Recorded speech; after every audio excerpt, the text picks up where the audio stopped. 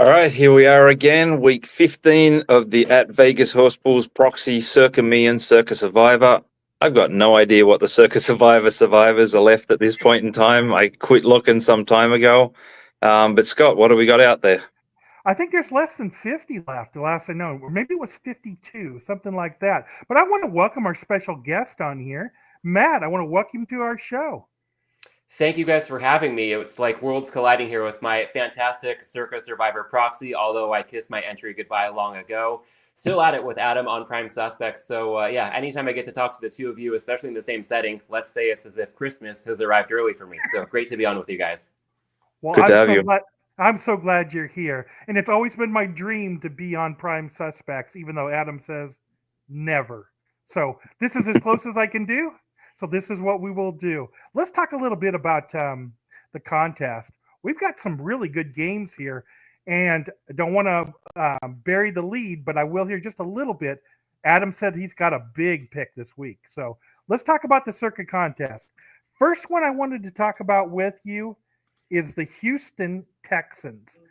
This is one of the top 3 picks by Millions players this week. Adam, can you give us any insight on the Prime? Specifically, how are your Ohio bettors taking this game? So we've got about 66 to 70% of the money's on the Texans. The wise money is on the Texans as well. Everything that I look at here just seems like the Texans have already won the game. We've got this as the third highest pick in your proxies, the -2.5, which it's -2.5, -20 now. And I imagine it could sneak up to 3 by game time tomorrow. Most of the money, we've got a few people that bought to the 3 with the Dolphins. But again, as I said, 66 to 70% of the money's on the Texans right now. So it's all one way. Gotcha. Matt, did you have any comments about this game? Quick question, open to both of you. Adam, you might be familiar with this dynamic here. I know we're looking at the Texans 2.5 shaded 3, so it makes sense why a lot of people may have picked them in the contest to get the best of a key number.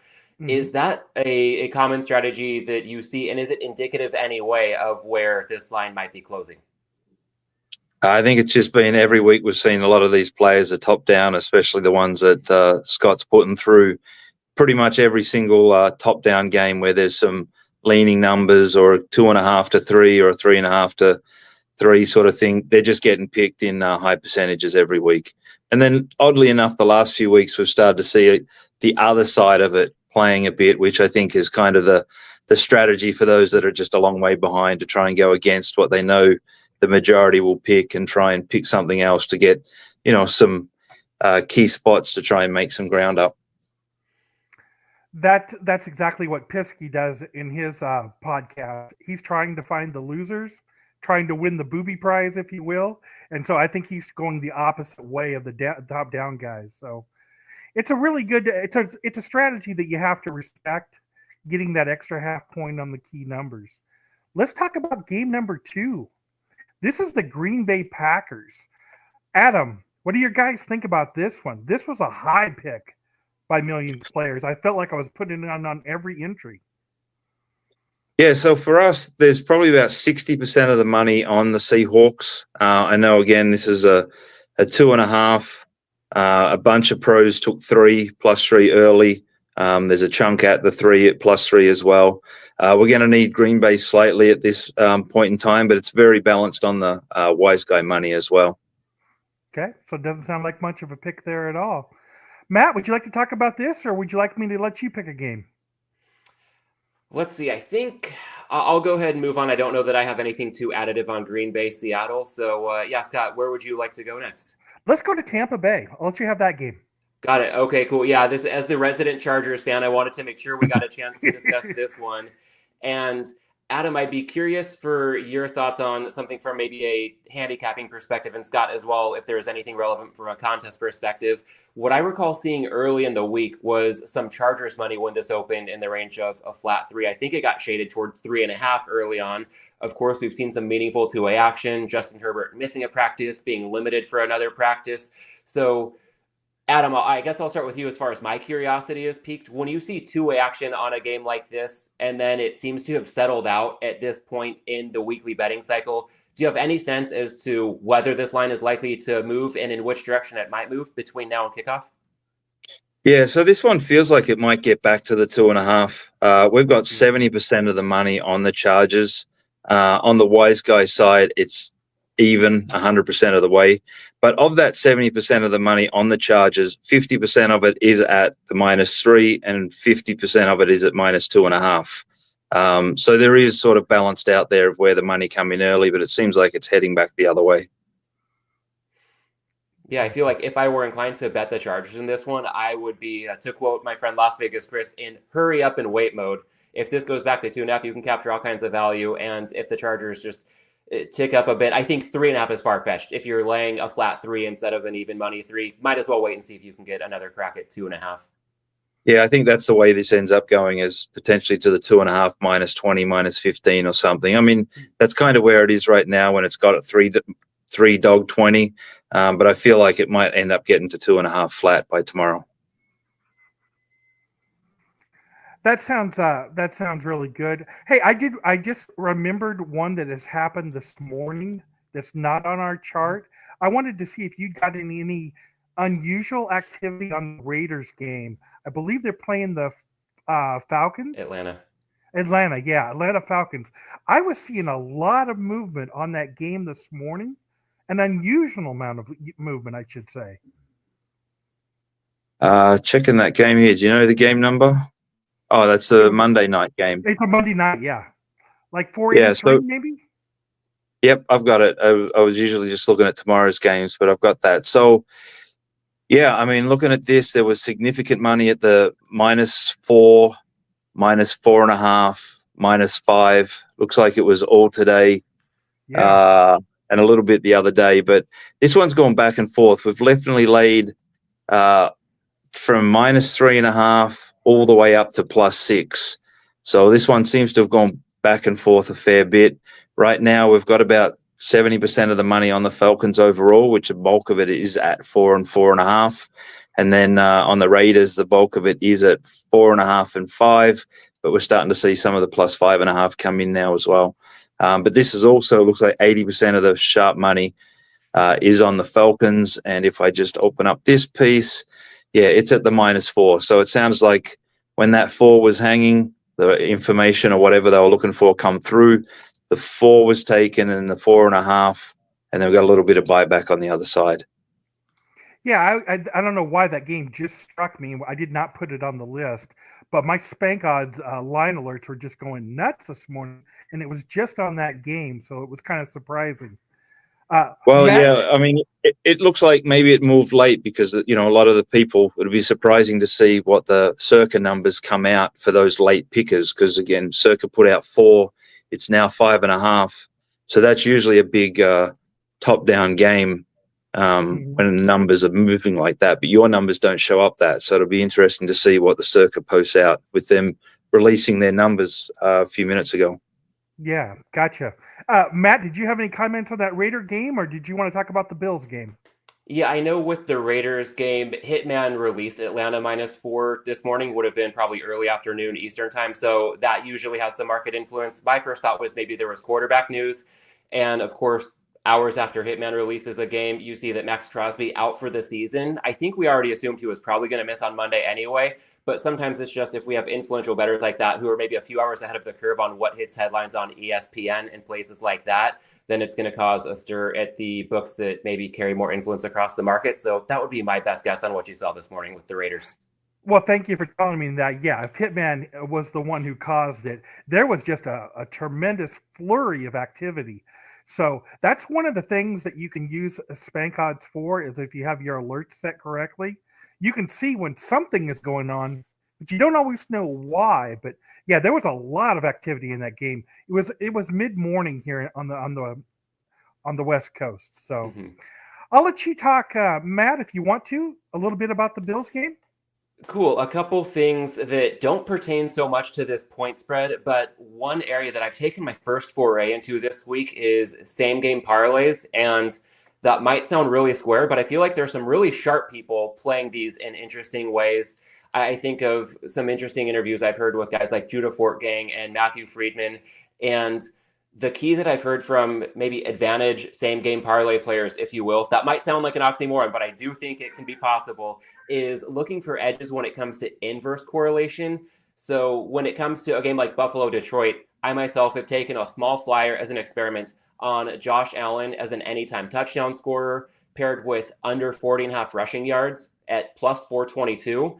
I feel like Allen is really good in short yardage. The Bills aren't afraid of the tush push, much like the Eagles have put to their advantage over the past couple of years. So maybe if Allen punches one in from short yardage, that's not necessarily as tied to his overall rushing yardage output as a lot of books may assume.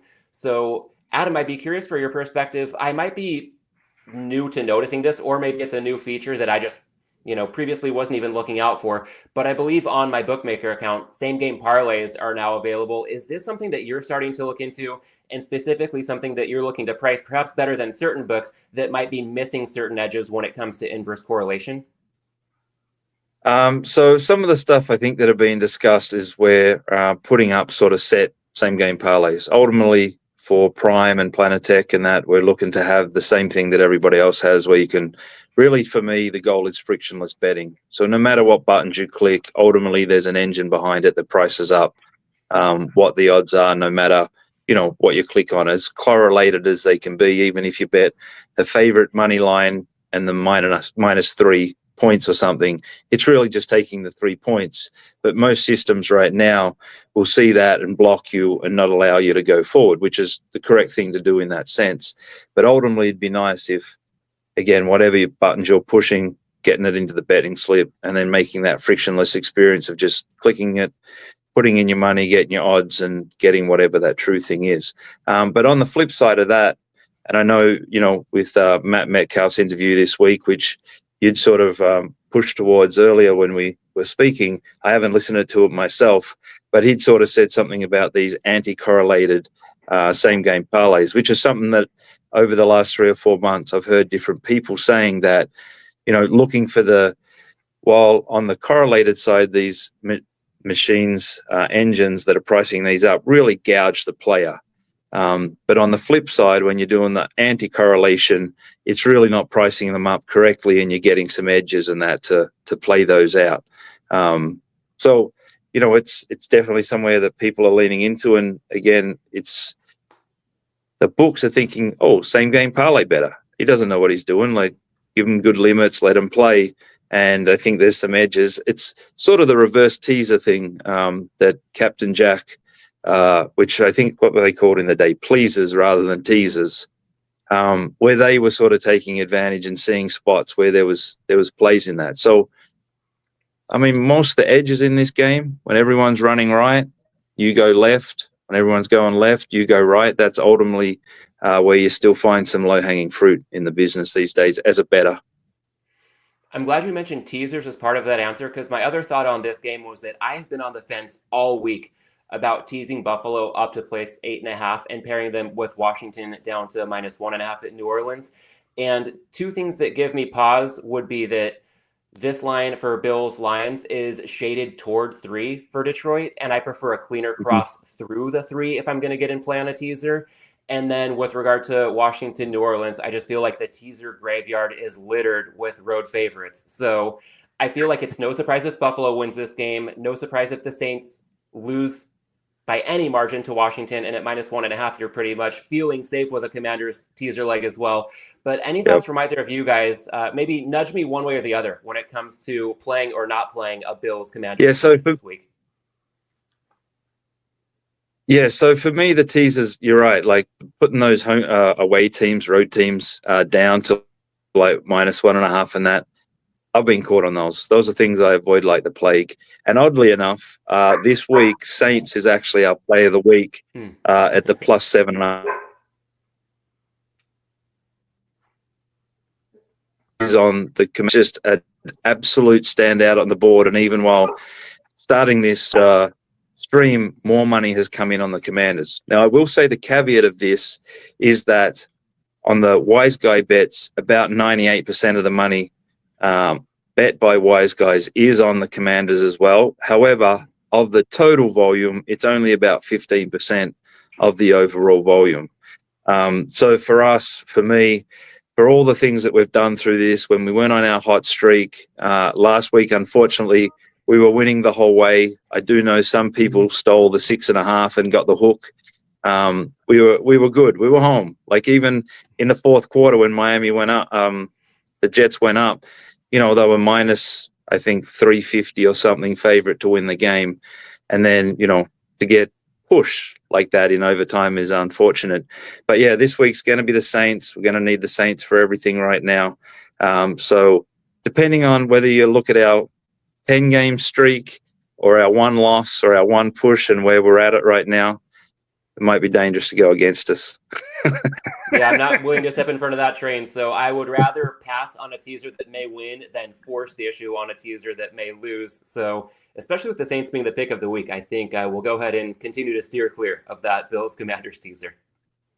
Yeah, and for me on that one, it's the home dogs, like pushing them up to 13.5 and things like that. I've always been a home dog better. But on the teaser side, when you can get another 6 points out of it or something, I'll often sort of split it out where I'll bet the teaser. And I think the Bills is a decent one at the 8.5.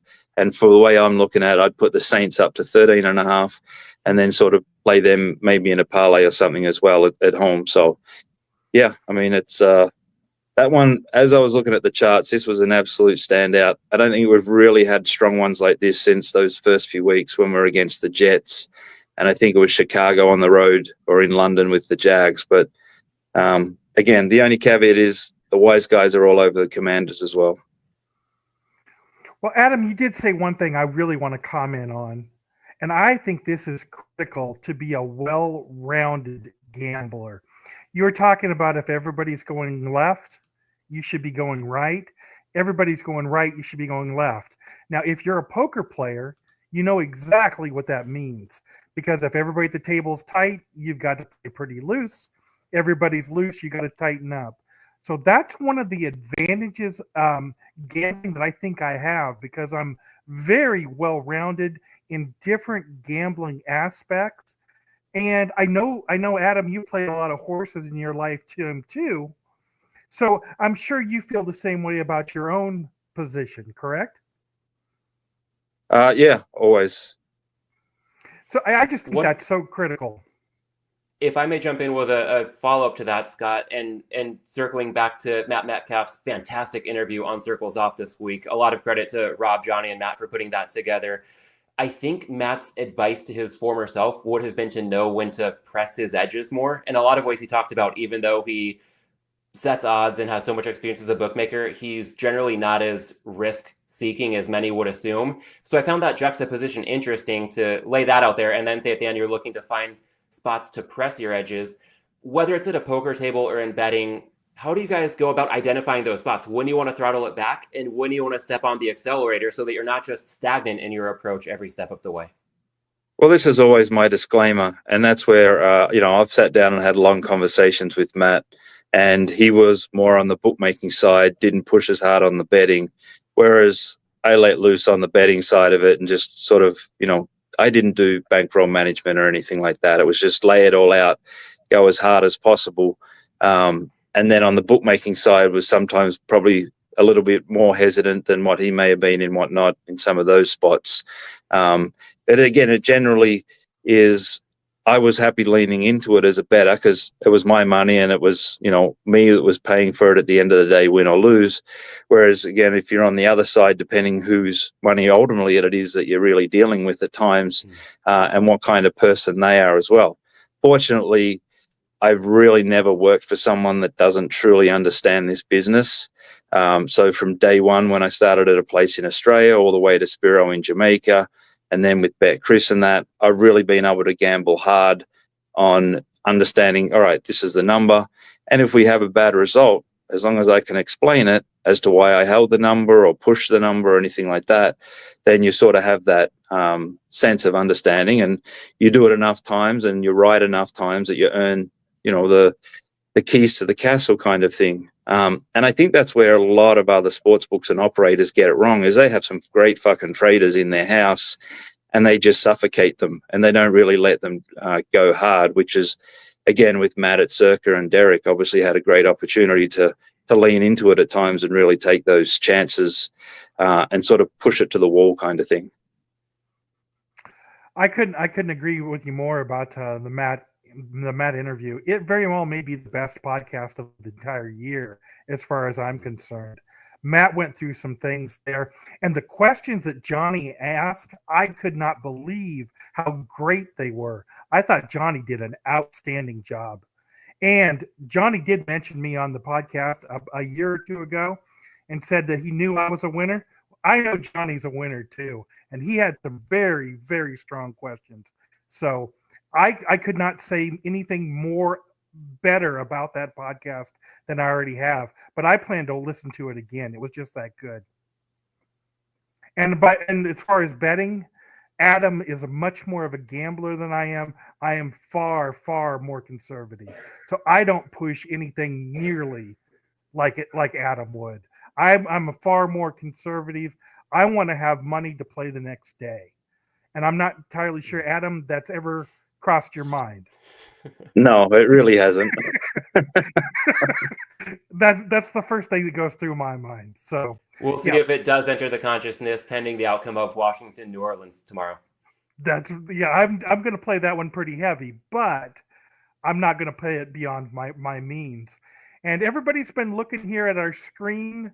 You've seen me take off the games one by one. Adam's already given away his play. But the last game we're going to have, and I'll let you talk about anything else in that Saints game that you'd like to. I know you've covered a lot, but is there anything else to go through with it? No, as I said, it's the one that stands out today. I just did have a quick look at the notes. Again, 60% of the money is at 7. So that's why with the 7.5, quite happy to take out and jump all over it right now. Yeah, 7.5 looks good. And I don't know if you heard that or not, but at my house, the dogs are barking. So another good sign for the Saints. So I don't know if they're cheering you on or what they're doing, but I think this has been another great discussion. Matt, I'm just so thrilled that you're willing to spend some time with us. It's been a great honor for me. Adam, another great week here. We got 3 weeks left of this Circa contest. Are you going to be able to end up winning the Circa contest? No, I think I was going at about week 8. I did have one that was actually at one point around the 60% or just over 60%. And then when I never look at where the standings are. Never look, just put the picks in. And one week I looked at it, and the next week I went 1-4, 2-3. It was all over. I didn't bother, and I haven't looked since. So I don't know if I'm heading far enough south to go near the tail end, but as usual, I'm going to be hovering in the middle somewhere where there's no money to be found. Well, to quote the great Michael Scott, Adam, it sounds like you'd agree with his sentiment. I'm not superstitious, but I am a little stitious. Yeah. Yeah. So one of the things that I never kept figures. I never did numbers. I never had Excel sheets because I know when I was, first starting out in this, when I started to go sort of, have so many sports books, at one stage it was probably, 600-700 sports books I had. And I started to track balances and performance, and I had a horrible run, and I just stopped. I figured my balance is what my bank account is and whatever these other books are, and that's all I need to know. So it's, as I said, I always put out the disclaimer that if you want to talk bankroll management, I'm not your guy. If you just want to let it all loose and lay it out, then I know how to have that conversation. Yeah, and I'm the opposite because I have a spreadsheet and I balance to the penny. I want to know where every single penny went because I want to make sure what I'm doing is the right thing. So, well, guys, I think we've successfully completed another week. We'll be cheering on the Saints. We're going to have our answer early since it's one of the early games. I know Kansas City's got a big ball game in the afternoon, too, that I want to play fairly heavy. So should be a great day. I want to thank everybody for joining, and we'll end the show here. All right, great. Thanks, everybody. Thanks for coming on, Matt. And